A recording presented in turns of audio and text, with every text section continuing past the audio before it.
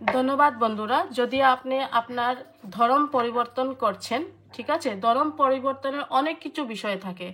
কেউ আছে যে যদি হে হিন্দু, ঠিক আছে, আর সে আপনার ধর্মটা খ্রিস্টান নিতে চান, ঠিক আছে।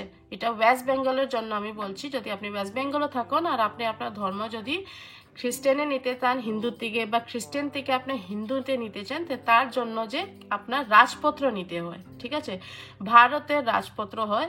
তো তার জন্য আপনার কি করতে হয়, ঠিক আছে, এখন যে আমি বলছি সেটা হলো ধর্ম পরিবর্তনের জন্য, ঠিক আছে।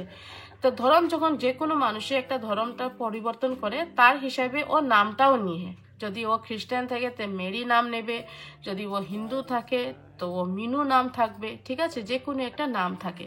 তো তারপর কি হতে হবে, আপনার রাজপত্র নিতে হবে। এখন ধর্ম পরিবর্তনের জন্য অনেক কিছু বিষয় থাকে। কেউ থাকে কি ও ওই ধর্মে বিশ্বাস করে না, কেউ থাকে ওর ধর্ম ওই ধর্মটা ভালো লাগে, কেউ থাকে ও আফটার ম্যারেজ, যেমনি আপনি হিন্দু আছেন আর আপনি যদি কোনো খ্রিস্টান মেয়েকে বিয়ে করছেন আর এই মেয়েটা আপনি এখন হিন্দু বানাতে চান, তারপরেও আপনি ধর্ম পরিবর্তন করতে হয়, নাম পরিবর্তন করতে হয়, ঠিক আছে। তো তার জন্য আপনার গ্যাজেট বানাতে হবে। হ্যাঁ, যদি আপনি মুসলমান কোনো আপনি মুসলিম বিয়ে করেছেন বা আপনি নিজে হিন্দু নিয়েছেন, যে কোনো আপনার ধর্ম আছে, এই ধর্মে যদি জন্য আপনি নামটা আপনার পরিবর্তন করতে চান, তার জন্য আপনার কি করতে হবে, গ্যাজেট নিতে হবে। গ্যাজেট যেটা আছে ভারতের রাজপত্র বলা হয়।